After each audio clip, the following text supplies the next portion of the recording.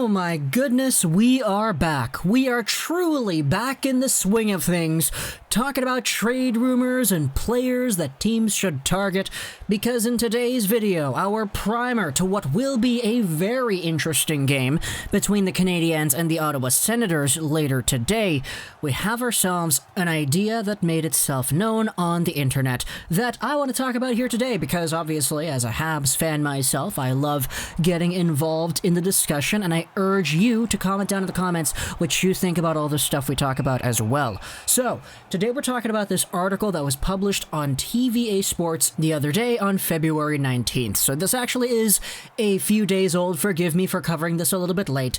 The title of the article reads, "This, les joueurs de centre que doit cibler Bergevin." And if you translate that from French into English, it reads, "The center that Marc Bergevin should target." And you know who we're talking about here from the title and the thumbnail, but the main question of this article is whether or not Bergevin can afford to wait for Jesperi Kotkaniemi to mature to live up to the actual expectation that are set upon him. Because for Jesperi Kotkaniemi, we all kind of know what he is. He's a 20-year-old guy who is playing in the NHL. You could debate whether or not he is living up to the role that he is supposed to be fulfilling, but at the same time, he's 20, so yeah, if he's not living up to that role today, he'll probably live up to that role sometime in the next 5 years. But is it enough to wait? Can Bergevin afford to wait? And Jean-Charles Lajoie answers this question in the negative, and he uses that as the main fuel as to why the Canadiens should go out there and acquire another center. Enter Eric Staal. This is what the article says. The veteran might be tempted to leave the Buffalo Sabres, who are still in trouble this season. He scored 42 goals just 3 years ago in Minnesota, says Lajoie.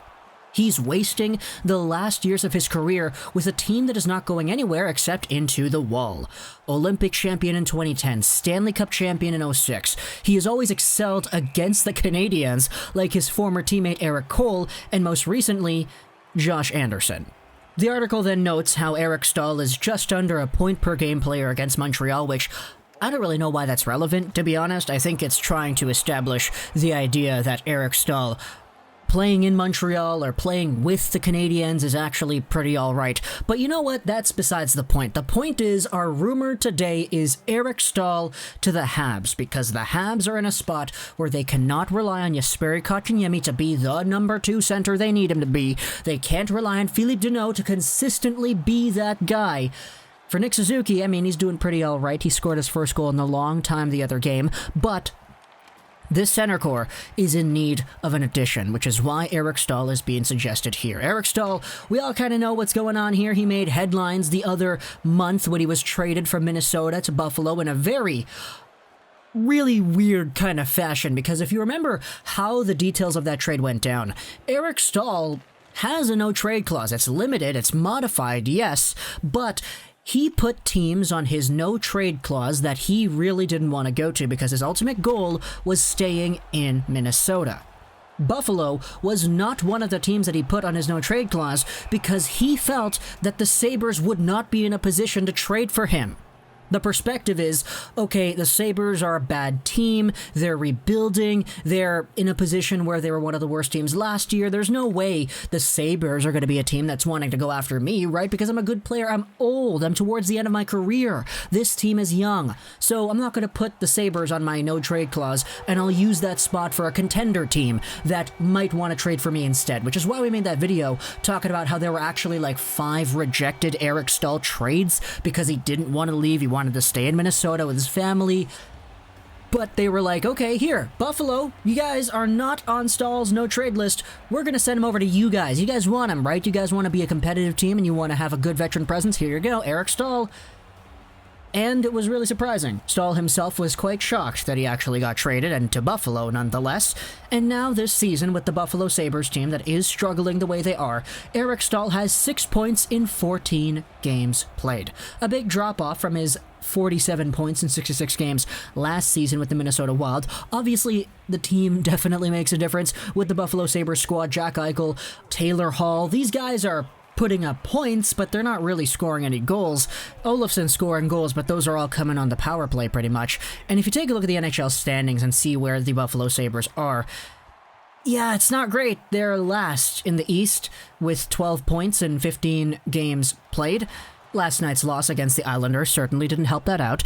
And so if you're an Eric Staal who is in the latter half of his career, he's 36 years old, his contract expires at the end of this season, is there a possibility that Marc Bergevin calls up the phone and he says, hey, give us that guy. We'll give him 2 weeks here in Canada to quarantine, and then we'll play him out. He will be the added piece to help us out in the postseason, because the Habs, as we noted yesterday, have started off their complete annual meltdown where they stop winning games, they start performing poorly, and they need a different kind of spark.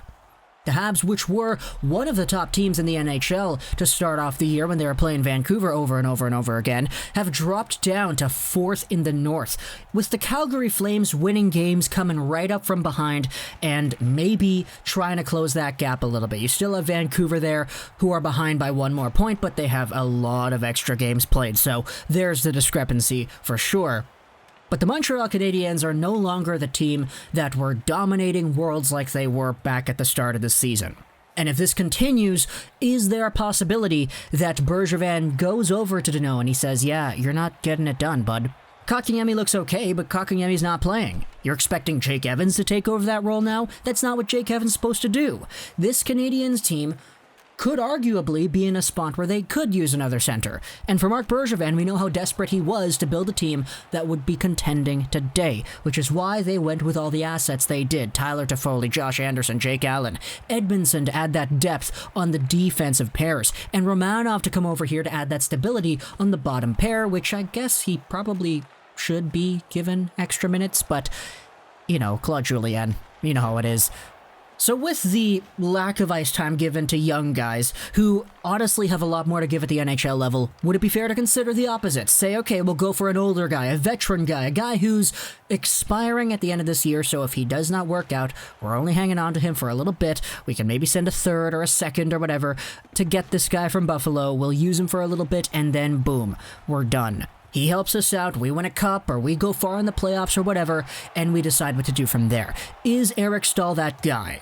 If you were asking me a year ago, I would actually be kind of surprised that the Canadiens would be in a position to give an Eric Staal like that opportunity, because Jesperi Kotkaniemi and Suzuki, they need ice time, man. I know Danault is supposed to be pretty good, but if you have a guy added onto your center core like this, you thought Kotkaniemi wasn't getting any minutes now? Ooh, what's going to happen when you have Eric Staal, a good veteran guy in the lineup that Claude Julien's probably going to like a lot on this team as well? It's going to be like Danault all over again, and I get that Eric Staal isn't really producing the same way that he was last year. You could definitely debate it's because the team he's on is a lot worse, but let's say you trade for Eric Staal and he keeps producing the same way he has been in Buffalo. That little something that's floating around in the Buffalo water that's leaking in through his game carries itself over to Montreal. Let's say Eric Staal does not become Minnesota Staal, and you get Buffalo Eric Staal with Montreal instead. It could honestly be a terrible scenario. First off, that's a disaster trade. Secondly, you're probably going to see Julien giving this guy a whole bunch of ice time instead of Kotkaniemi, even more than what we're already seeing with Danault and Suzuki and Jake Evans too. So, yeah, interesting decisions don't we have here. Obviously, the trade deadline is in April, so we have a long ways to go, and a lot can go right for the Canadiens from now until April. But the possibility does exist that the Canadiens just keep going down this downward spiral. Who knows? Maybe Calgary catches up in the standings. Maybe Calgary goes out there and ties it, and then they have a very important series that's going to pit them against each other sometime in the future. I don't know if that's actually going to happen, but you know what? Just for the sake of argument here, what if things keep on getting a little bit tighter? What if the Canadiens aren't able to get back? Is it time to consider a trade? Let me know in the comments what you think. Obviously, there's a whole bunch of merit to both sides, but I want to hear what you think, so let me know your opinions for sure. If so, is Eric Staal the guy you want to target? And if not, tell me who you would rather have instead. I hope you enjoyed this video, and bye.